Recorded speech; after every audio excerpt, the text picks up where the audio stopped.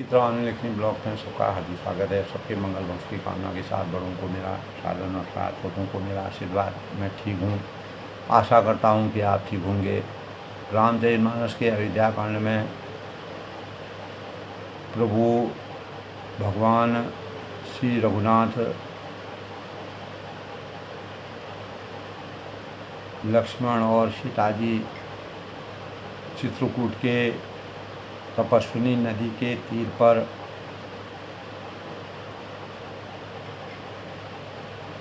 अयोध्या वासियों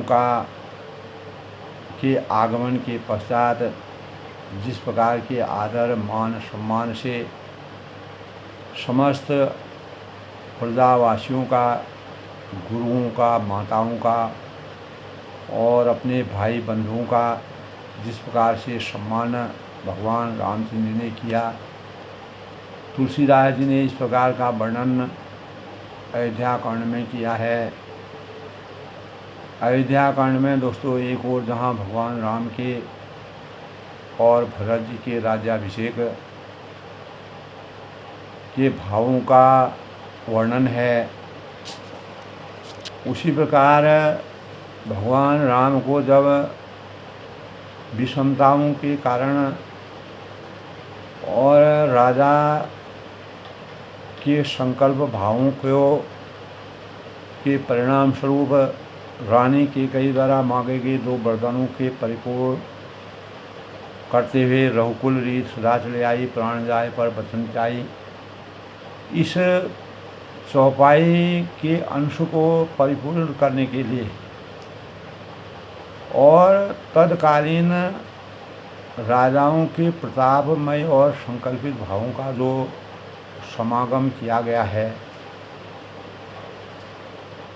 तो नीति और मर्यादित जीवन के रहस्यों का वर्णन करते हुए तुलसीदास जी ने एक ओर जहाँ भगवान के पुरुषोत्तम होने के भावों का संचार किया है, वहीं दूसरी ओर भरत जी के आदर्श यानी भ्रातृत्व प्रेम के भावों का रहस्यमय वर्णन मानव चेतना को जगाने के लिए अकल्पनीय और अस्मरणीय वर्णन किया है।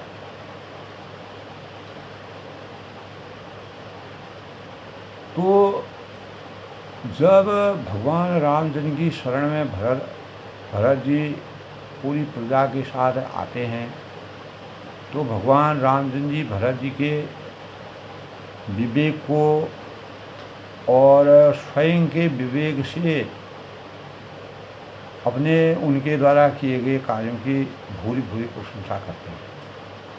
रामचरितमानस में तुलसीदास ने इन्हीं भावों को दर्शाने का प्रयास अयोध्या कांड में किया है। एक ओर जहाँ राज्याभिषेक की शुभकामनाओं के द्योतक के रूप में है, वहीं दूसरी ओर वन की कठिनाओं चुनौतियों का वर्णन है। माता कैकेयी के चरित्र को जिस प्रकार से अवहेलना के पात्र के रूप में रामचरितमानस में वर्णन किया गया है, तो एक कर्तव्य निष्ठता और संकल्प भावित अपने दृढ़ निश्चयों की पराकाष्ठा की द्योतक कैकेयी से जब भगवान राम सबसे पहले वन में कैकेयी पहुँचती हैं और भगवान राम को 14 वर्ष का वनवास उनके द्वारा मिलता है, उनकी आज्ञा का पालन उन्होंने सहर्ष किया, तो भगवान राम सबसे पहले कैकेयी माता को मिलते हैं, उनका आशीर्वाद प्राप्त करते हैं और उनसे कहते हैं कि हो वही सोई जो विधि रच राखा, को करी तरक बढ़ाओ हिसाब। तो विधि की रचना को और विधि के अनुसार कार्यों को कैसे परिपूर्ण किया जाता है, उसको भगवान ही जानते हैं, विधाता ही जानता है। और इस संसार में जब जगत सृष्टि का निर्माण हुआ, ब्रह्मा विष्णु महेश के द्वारा संसार को सृजन करने के लिए, पालन करने के लिए और संसार को हमेशा के लिए समाप्त करने के लिए, सृष्टि का निर्माण करने के लिए ब्रह्मा विष्णु महेश ने भगवान रामचंद्र जी की शरण प्राप्त की। तो भगवान रामचंद्र जी ने इस प्रकार की लीला रची, जिसके परिणाम स्वरूप अनेक प्रकार के दुखी लोगों को और प्रजा को, और जो वन में कठिन समस्याओं में रह रहे थे, दुखी थे, ऋषि मुनि, अनेक प्रकार के मुनीश्वर जो हजारों सालों से भगवान के नाम जाप करने में अपने जीवन को उन्होंने एक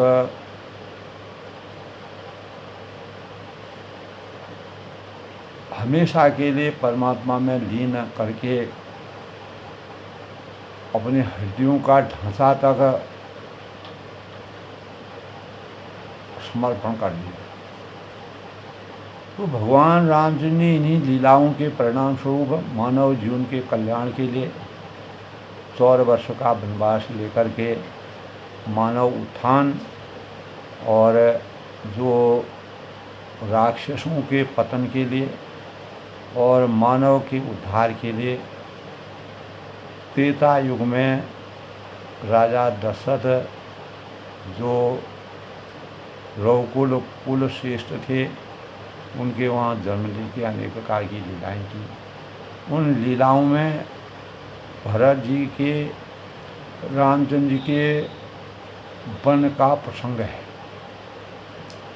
और भगवान रामचंद्र राजा 14 वर्ष के वनवास के पश्चात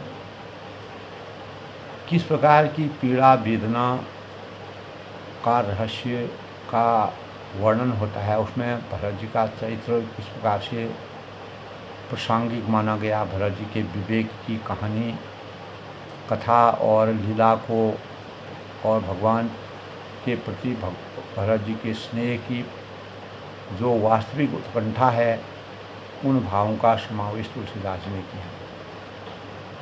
तो जब वन में सभी चित्रकूट में भगवान राम सत यानी तपस्विनी नदी के तीर पर पर्णकुटी में रह रहे थे, वत्कल वस्त्र पहने हुए थे और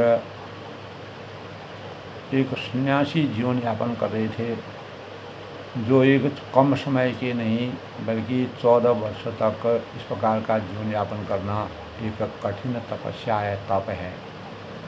इसीलिए भगवान राम मर्यादा पुरुषोत्तम कहलाए। तो कल के प्रसंग में हमने पढ़ा था कि दोस्तों,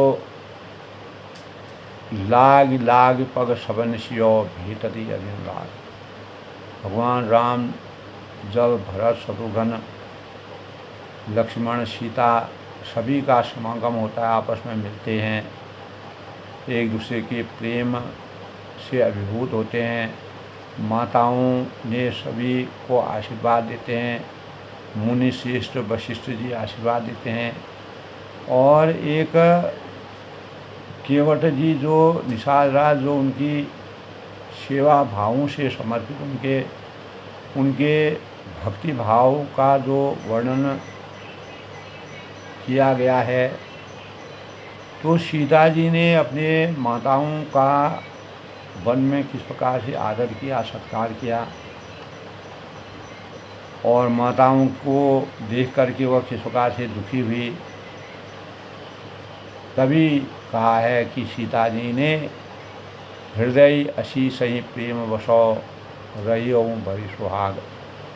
तब सीता जी ने सब के पैरों पर लगकर अत्यंत प्रेम से सभी माताओं को मिल रही हैं, और सब सासुएं स्नेहवश हृदय से आशीर्वाद दे रही हैं, कल्याणम भवन्तु, और तुम हमेशा सौभाग्यवती भव, सुहाग से भरी रहो, अर्थात सदा सौभाग्यशाली रहो। और तुम्हारा सुहाग जो है वो अटल रहे। तो जानकी माता को इस प्रकार का आशीर्वाद माताएं देती हैं। तो इसी के परिणाम स्वरूप दोस्तों,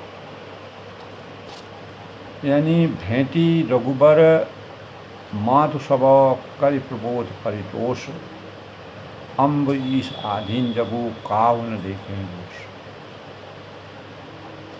तब भगवान रघुनाथ जो हैं सब माताओं से मिलते हैं, उनका आशीर्वाद प्राप्त करते हैं। उन्होंने सबको समझा बुझाकर संतोष कराया और कि हे माता, जगत ईश्वर के अधीन है। भेंटी रघुबर मात सब करि प्रबोध परितोष, अम्ब ईश अधीन जगु काहु न देखें।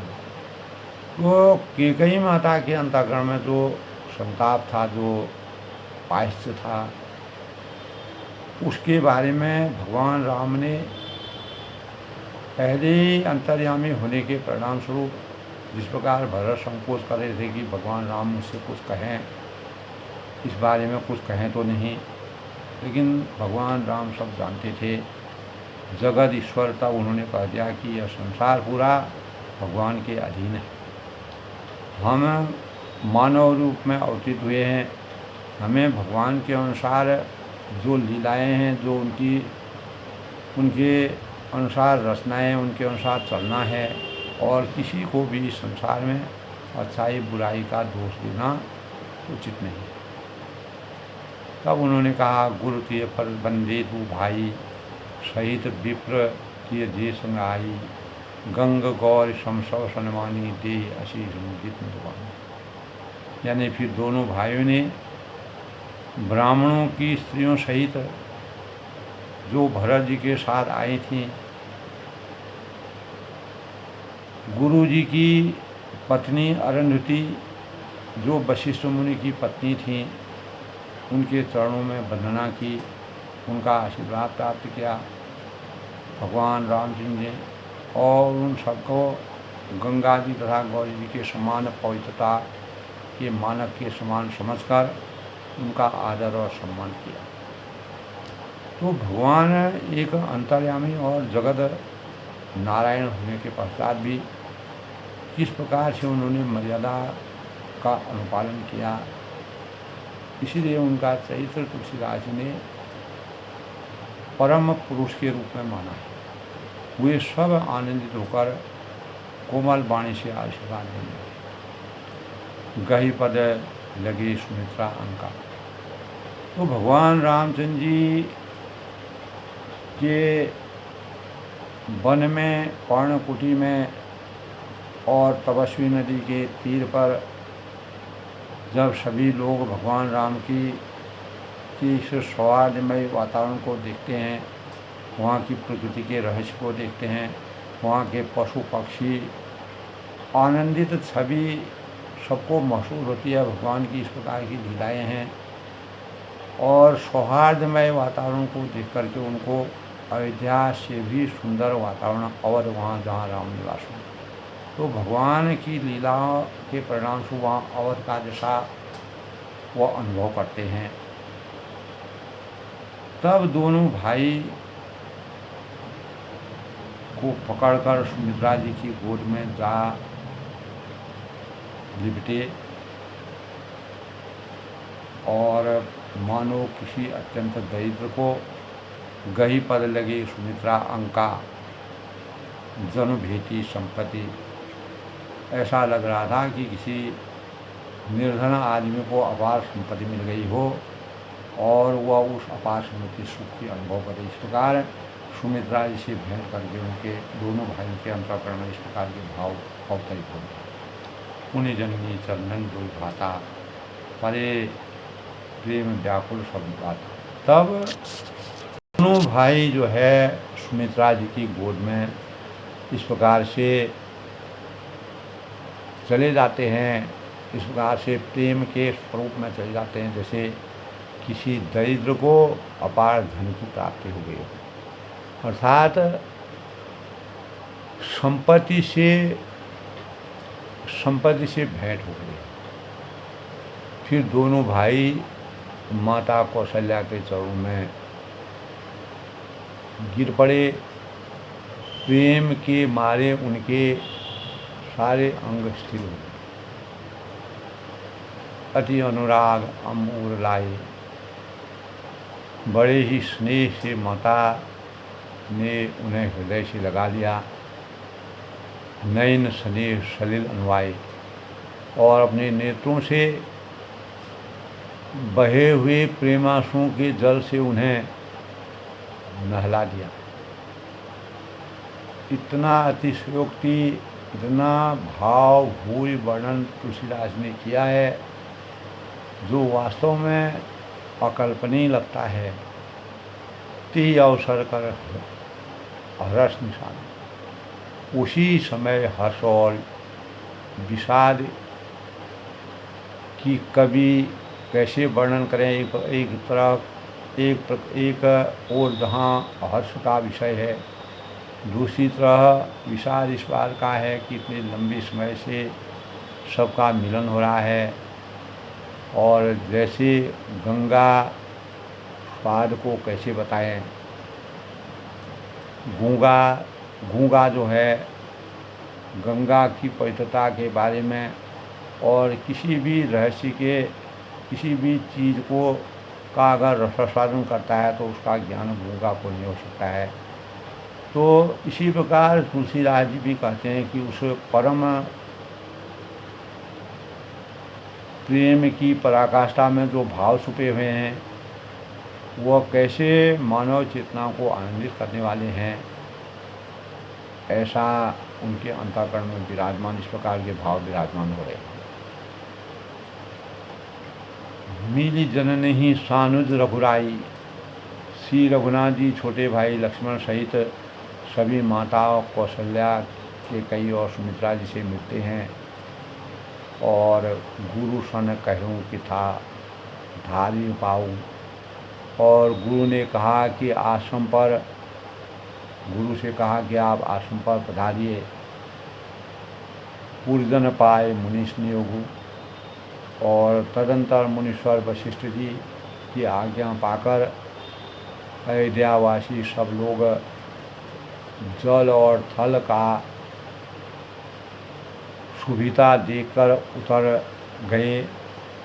जिस प्रकार से जिसको जो अच्छा लग रहा था, मैसूर मंत्री मातगुरु गने लोग लिए साथ, ब्राह्मण हैं, मंत्री हैं, माताएं हैं, गुरु हैं और गुरु की पत्नियां हैं। गिने चुने जो लोगों को साथ लिए हुए भरत जी और लक्ष्मण जी और रघुनाथ जी पवित्र आश्रम को भगवान राम जी के पवन आश्रम में चले गए। शी आय मुनिवर पग लागी, तब सीता जी की बारी आती है जो पवित्रता और स्नेह की जननी है। तो सीता जी ने आकर मुनिश्रेष्ठ वशिष्ठ जी के चरणों को नमन किया। उचित आशीष लही मन मांगी, और उन्होंने मन मांगी उचित आशीष प्राप्त की। और फिर गुरुपति ही मुनिपति समेता, मुनियों की स्त्रियों सहित गुरु पत्नी अरुंधति जी से सीता जी का मिलन हुआ। मिली प्रेम कही जाय न देता, उनका जितना प्रेम था वह उसका वर्णन करना अत्यंत ही कठिन है। तब कहा है बंदी बंदी पगशिय सबही के, सीता जी के सभी के चरणों को अलग अलग वंदना करके, नमन करके, आराधना करके अपने हृदय प्रिय और अनुकूल लगने वाले आशीर्वाद प्राप्त किया। सार सकल सब से न्यारी। जब सुकुमारी सीता जी सब सासुओं को उन्होंने देखा तो मोदी नयन सहम सुकुमारी, तब उन्होंने सहम कर अपनी आंखें बंद कर क्यों? परी अधिक बस नो महाराज।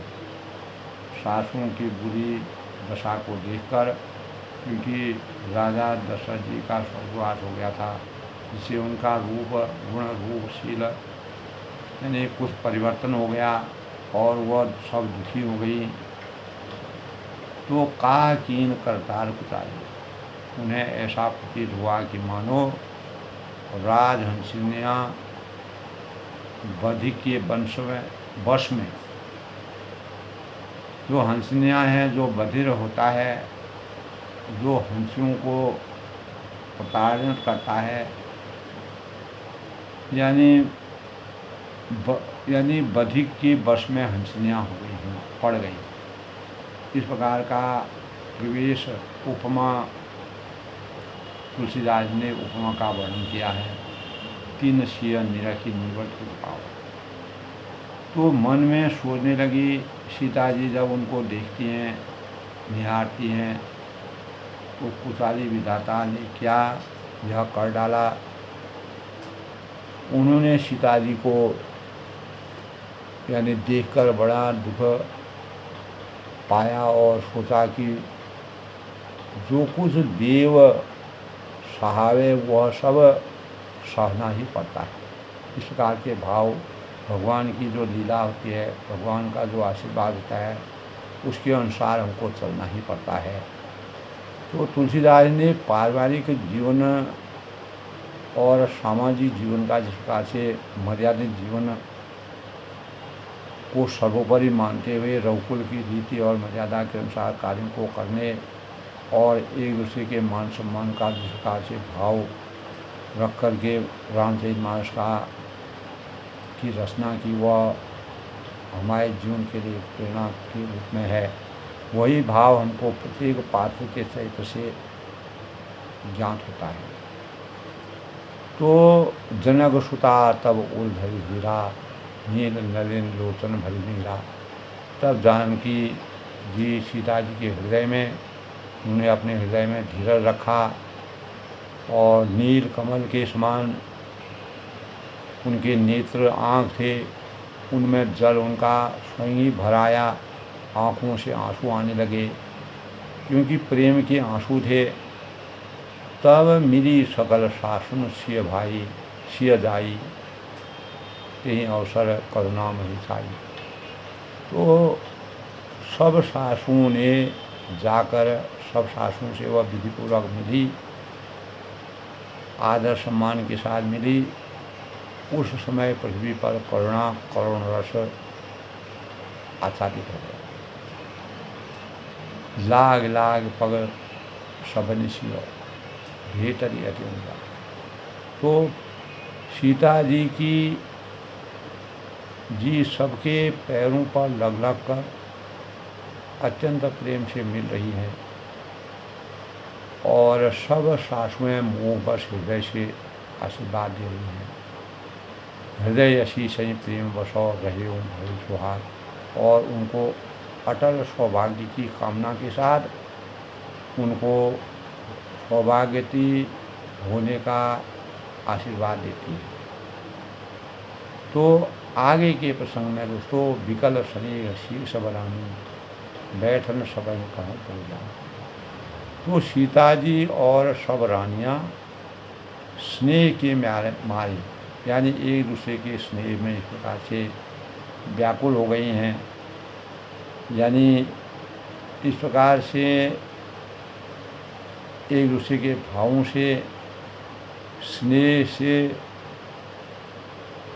अपनत्व की भावनाओं से भाव विभोर हो गई हैं। बैठन सबहि कहूँ, पुलकायमान सबका शरीर हो गया है। बैठन सबहि कहूँ गुरु ज्ञानी, सब ज्ञानी गुरु ने सबको बैठ लाने के लिए सहमति दी। कहा कही जग गति माए गो मुनिनाथ। फिर मुनिनाथ वशिष्ठ जी ने, जो कुलगुरु रघुकुल के कुलगुरु वशिष्ठ जी थे, जगत को की गति को माइक कहकर, यानी अर्थात जगत माया का जंजाल है, माया का यह सागर है, इसमें कुछ भी नित्य नहीं है, कहे कछुक परमार्थ गाथा। ऐसा कहकर कुछ परमार्थ की कथाएं बातें सब एक दूसरे को सुनाई, जिससे अपार ज्ञान की पराकाष्ठा का उदय हुआ, ज्ञान के भावों का उदय हुआ। नृप कर सुर पर गौन सुनाओ। तब वशिष्ठ जी ने, तदंतर वशिष्ठ जी ने सभी को राजा दशरथ जी के स्वर्गवास की बात सुनाई। सुनी रघुनाथ दुसौद। तब इस बात को सुनकर के, अभी तक किसी को भी कुछ मालूम नहीं था, इस बात को सुनकर रघुनाथ जी ने दूसरा दुख पाया, मरण हेतु निज नेह विचारी, और उन्होंने कहा कि अपने प्रति उनके स्नेह को, उनके मरने का कारण विचार कर धीर और धुरंधर श्री रामचंद्र जी अत्यंत ही व्याकुल हो गए, क्योंकि उनको तब तक दशरथ जी के स्वर्गवास का पता नहीं था, वह समझ नहीं पाए। जब वशिष्ठ भी वह अंतर्यामी थे, उनको सब मालूम हो गया था, लेकिन वशिष्ठ ने जब सभी को बैठा करके और सौहार्द के साथ और शांतिमय वातावरण में सबको इस बात को सुनाया, तो भगवान राम जी ने अपार दुख की अनुभूति प्रकट की। पुलिस कठोर सुनत बटुवानी, और वज्र के समान कठोर कड़वी वाणी सुनकर स्वाभाविक है लक्ष्मण जी, सीता जी और सब रानियां अनेक प्रकार से विलाप करने लगी। शोक विकल अति सकल समाज हो, सारा समाज शोक से अत्यंत व्याकुल हो गया। मानव गजो अकाजों आदू, और उस समय इस प्रकार का परिवेश हो गया था कि मानो राजा आज ही उनकी मृत्यु हुई, जबकि उनकी मृत्यु बहुत पहले हुई। इस प्रकार का वातावरण बन गया, क्योंकि समाचार उसी समय मिले थे, उसी समय सबको मालूम हुआ। यद्यपि औरों को मालूम था, लेकिन भगवान राम, लक्ष्मण और सीता जी को कुछ भी ज्ञान नहीं था। तो जब सभी के बीच में इस बात को वशिष्ठ ने सुनाया, तो सब लोग ने बड़े व्याकुल होकर के दुख के भावों का संचार किया और राजा के शांतिमय जीवन की कामना। मुनिवर बहुर राम समझाए। तब वशिष्ठ जी ने श्री रामचंद्र जी को समझाया, बुझाया। क्षिति जल पावक गरुण शरीरा पंच अधम शरीरा, और समाज सुरसरी नहाए। तब उन्होंने समाज सहित श्रेष्ठ नदी में, मंदाकिनी नदी में जा कर के स्नान किया। व्रत निरंबो ही दिन प्रभु कीना।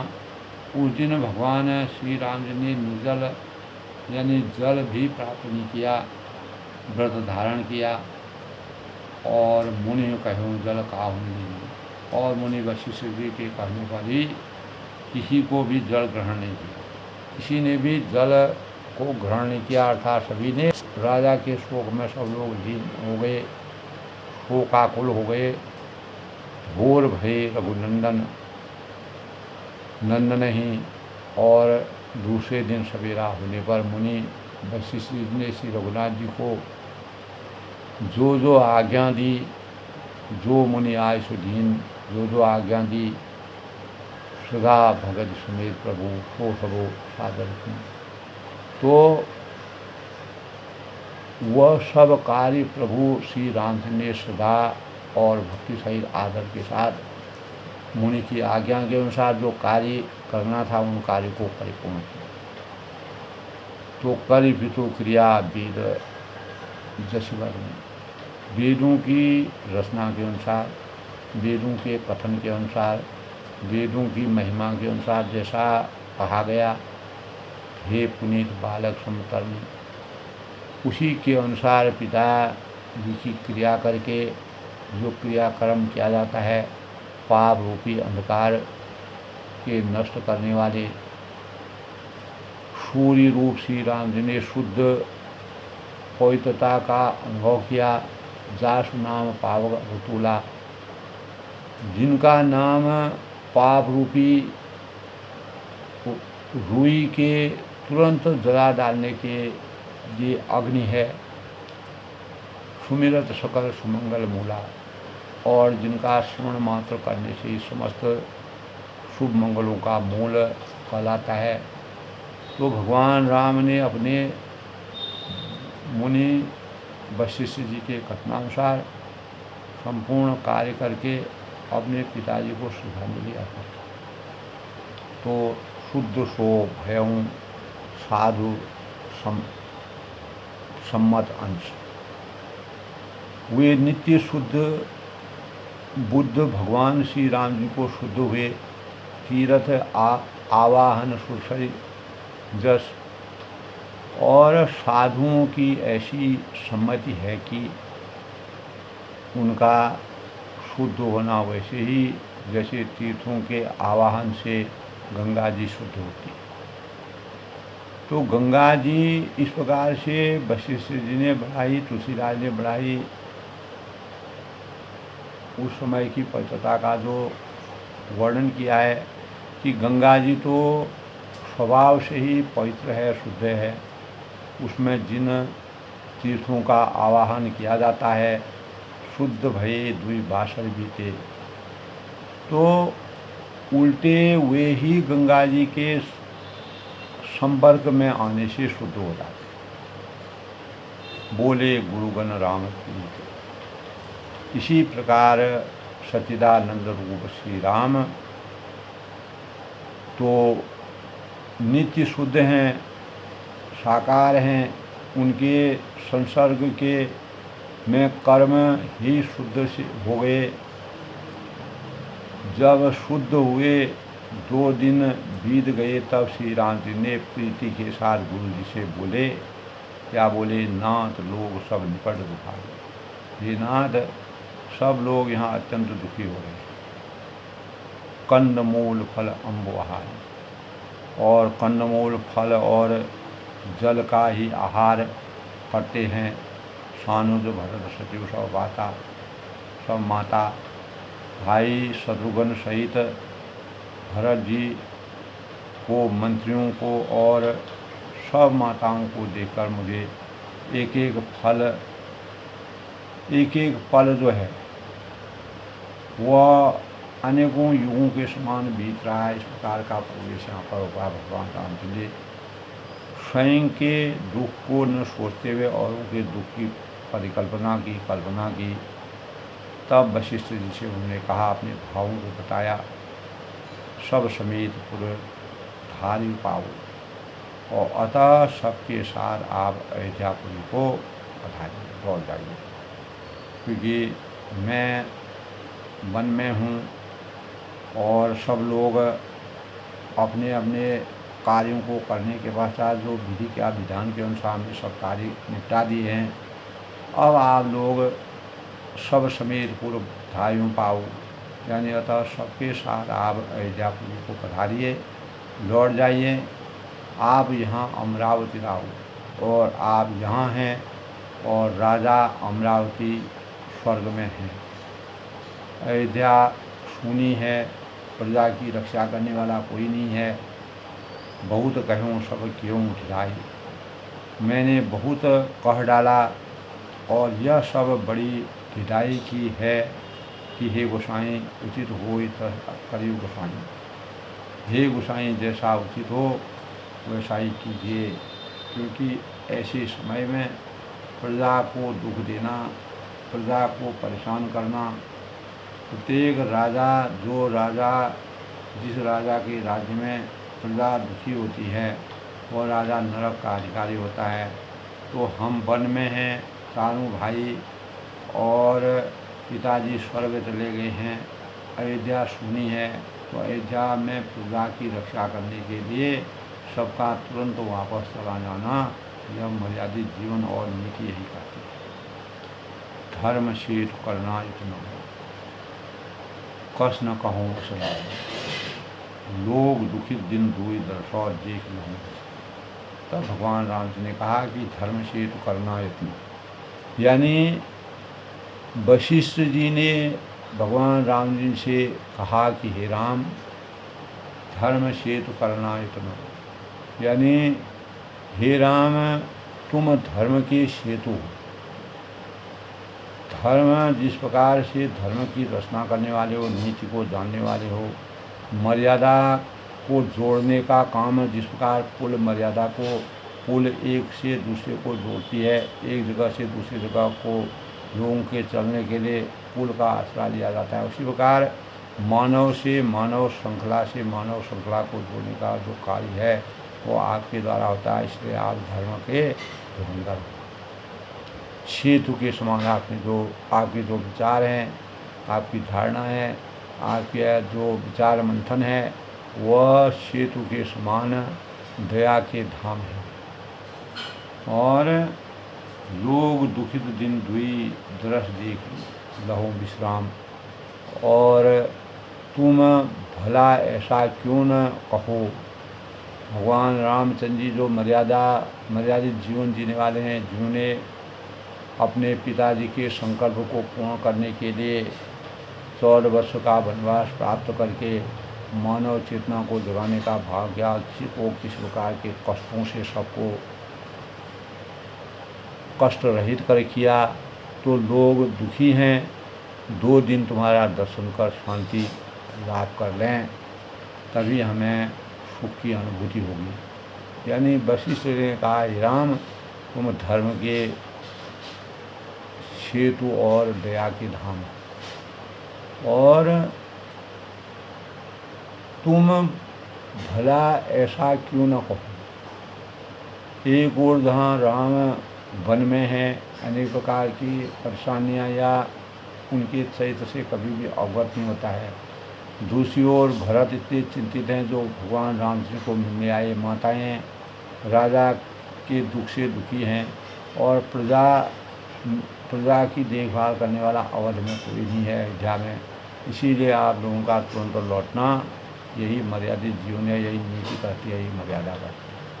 तो भगवान रामचंद्र के इस प्रकार के भावों को सुन करके जो वशिष्ठ जी ने उनकी भूरी भूरी प्रशंसा की, और उनको यानी वशिष्ठ जी ने कहा, राम, तुम धर्म के सेतु और दया के धाम। तो इस प्रकार दोस्तों तुलसीदास ने भगवान रामचंद्र के चरित्र का जिस प्रकार से चित्रण किया है, वशिष्ठ जी ने भगवान राम जी के चरित्र को जिस प्रकार सेतु और दया के धाम के अनुसार बताया, वह वास्तव में युगों युगों तक और कल्पों कल्पों तक ऐसे भावों से मानव जीवन के लिए एक प्रेरणा के स्रोत के रूप में है, जो स्वयं का ध्यान रखते हुए प्रजा के हित का और अपने भक्तों के हित की बात को सोचते हैं। वह गुण वह मानव रूप में अवतीर्ण होकर के भगवान रामचंद्र ने अपने चरित्र से समझाने का प्रयास किया। और तुलसीदास ने जो अभूतपूर्व वर्णन किया है, वह मंदिर को मन के मंदिर में एक दया और कृपा के भावों का संचार करता है। आज के प्रसंग में दोस्तों अपनी वाणी को विराम देते हुए सबके मंगल भोग की कामना करता हूँ। इसी प्रकार रामचरितमानस का अनुसरण करते रहें, ज्ञान के रहस्य को बढ़ाएं और भगवान के रहस्य का वास्तविक गुणगान करें। वही मानवता का सबसे बड़ा वरदान है। यही हमारे जीवन का एक बहुत बड़ा उपहार है। इसी से मानव चेतना का जागरण सुनिश्चित किया जा सकता है, मानव उद्धार, मानव चेतना को जगाया जा सकता है। सब लोग सुखी रहें, खुश रहें। अपनी वाणी को विराम देता हूँ। जय श्री राम के साथ